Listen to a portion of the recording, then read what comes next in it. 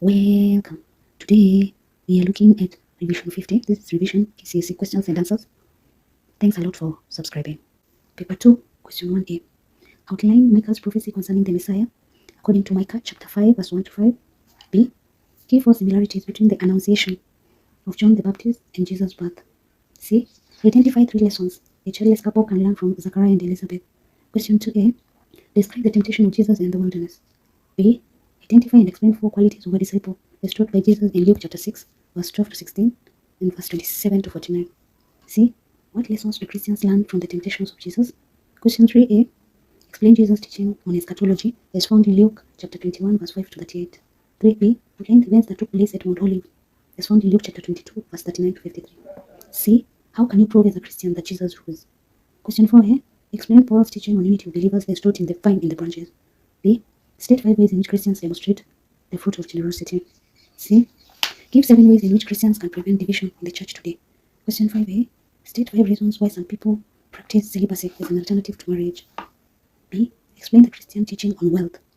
C. What steps can a Christian take to narrow the gap between the poor and the rich? Question 6a. State the merits of punishing errant individuals. B. Give reasons why church is opposed to genetic engineering. C. How can we as Christians minimize ethnicity in Kenya today? Answers. Question 1a. Outline Micah's prophecy concerning the Messiah according to Micah chapter 5 from verse 1 to 5. He prophesied that he will be born in a small town in Bethlehem. He will lead his people with authority and strength of God. He will bring the people of Israel peace to fulfill the promise God made to King David. B. Give 4 similarities between the Annunciation of John the Baptist and that of Jesus. Both Mary and Zachariah sang after receiving the news. In both, the message was relayed by Angel Gabriel. In both, they were shocked. In both, they were filled with the Holy Spirit. In both, they had God's favor from God. In both, they had God's favor. In both, the children were male. In both cases, they were given their names before birth. In both, their birth was prophesied in the Old Testament. In both, in special parents, advanced age for John, while virgin for Jesus in her youth. C. Identify 3 lessons a childless couple can learn from Zachariah and Elizabeth. God provides children at any age. With or without children, life must continue. Children should not be hindrance to serving God. God is a mysterious God. Question 2a. Describe the temptation of Jesus in the wilderness. The devil told Jesus to turn stones into bread, if indeed he was the Son of God. Jesus refused to use his divine powers. Instead, he told the devil, "It's written, man does not live by bread alone, but that man lives by everything that proceeds out of the mouth of the Lord." The devil took him to a high mountain, showed him all the kingdom of the world. He promised to give his kingdom with all its wealth, if only Jesus would bow down and worship him. He refused by quoting, "You shall fear the Lord your God, you shall serve him, and swear by his name only." The devil took Jesus to the rooftop and told him to jump down if he was the Son of God. He challenged Jesus by quoting from the book of Psalm, which promised protection to his son against any form of danger. Jesus refused by quoting, "You shall not put the Lord your God to test." He told him to fly. He told him to get away from him. So Satan left him. Question 2b. Identify and explain 4 qualities of a disciple as taught by Jesus. That is in Luke chapter 6 verse. Identify and explain 4 qualities of a disciple as taught by Jesus. Luke chapter 6 verse 12 to 16, 27 to 49. Should be humble, perseverance in the face of perspective, should trust in God, love for enemies, obedience to Jesus' teaching. Implements of Jesus' teaching. They were to be generous. They were to exercise self-criticism before judging others. They were to show compassion to others. Should have unwavering faith in Jesus. Question 3a. Explain Jesus' teaching on eschatology. Luke chapter 21 verse 5 to 38. No stone will be left standing on another. Many will come in his name claiming to be the Messiah. Wars. Nations will rise against nation. Great earthquakes. Famine. Natural calamities. Terror shall reign. Sign in the moon, sun, and stars. There will be great signs in heaven. Disciples shall be prosecuted. Jerusalem shall be surrounded by armies. Denial by family even put to death. 3b. Outline the events that took place at Mount Olives. Luke chapter 22 verse 39 to 63. Jesus went to Mount Olives with disciples. He told them to pray not to fall into temptation. Then he went aside to pray. He prayed for the cup to be removed, but not his will. He went to disciples and found them asleep. He asked them why they were asleep and told them to pray so that they don't enter into temptations. The crowd came. Then Judas betrayed him with a kiss. Jesus asked him why they came to him as a thief at night. Jesus was seized and taken to the high priest. See, how can you prove as a Christian that Jesus rose? Mary Magdalene, Joanna, and Mary the mother of James found the tomb empty. 2 men stood at the tomb, told them Jesus was no longer among the dead. He appeared to the 2 disciples on their way to Emmaus and talked to them. He took bread with the disciples at nightfall. Their eyes opened and recognized him.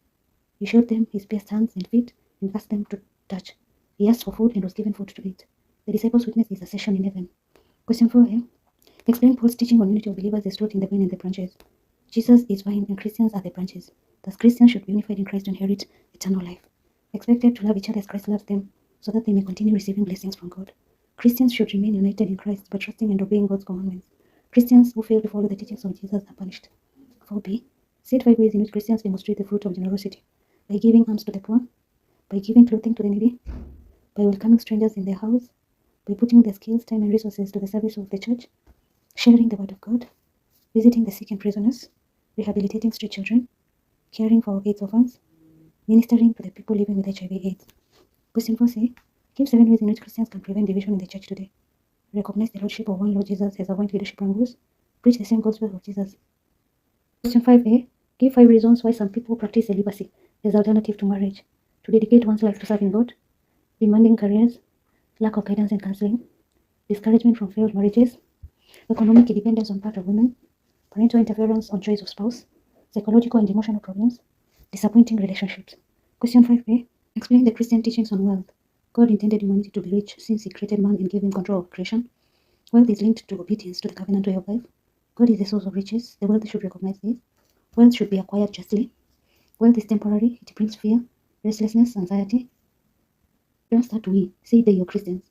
Christians shall not take their wealth beyond the grave. Wealth should not be our God. Wealth, you should rephrase it and say, wealth should not be Christians' goal. Wealth is a gift from God. Christians should not be obsessed with acquisitions of wealth. Wealth cannot buy friendship with God. Wealth should make one humble and submissive. The wealthy have a responsibility to the needy. The rich should not exploit the poor. Christians should seek spiritual wealth. Question 5c. What steps can a Christian take to narrow the gap between the poor and the rich? Pay taxes, helping create jobs, employ the jobless, provide education and skills, training to the poor, assist the poor to access loans and credit facilities, advocating for application of hard work, fairness, love, justice, integrity, and honesty in work and business, preach against bribery and corruption, avoid corrupt practices, provide proper formation of a mature conscience through spiritual and social transformation of Christians, ask government to be accountable to their citizens, church to be the conscience of the nation by practicing justice, emulate Christ and value he stood for. Question 6a. State the merits of punishing errant individuals. Discourage people from engaging in offensive behaviors, protect the rights of individuals and communities, inflict injury, or warn the offender equivalent to harm he has caused. Warn offenders of consequences of committing crime, remove offenders from the community, correct offenders, deter others from committing similar offense. Question 6b. Give reasons why the church is opposed to genetic engineering. It interferes with God's plan of creation. It undermines human dignity. It is an abuse of God's responsibility to human beings. It is against God's law of natural growth. Human beings take the role of God and thus challenges his power. It is done for selfish and individualistic gains, leading to misuse of resources, eliminates weak organisms, and interferes with the balance of nature, destroys the principle of variety and beauty, can lead to production of artificial human beings who operate like machines without feelings, can introduce cancer-causing genes into common infections, can lead to transmission of HIV/AIDS.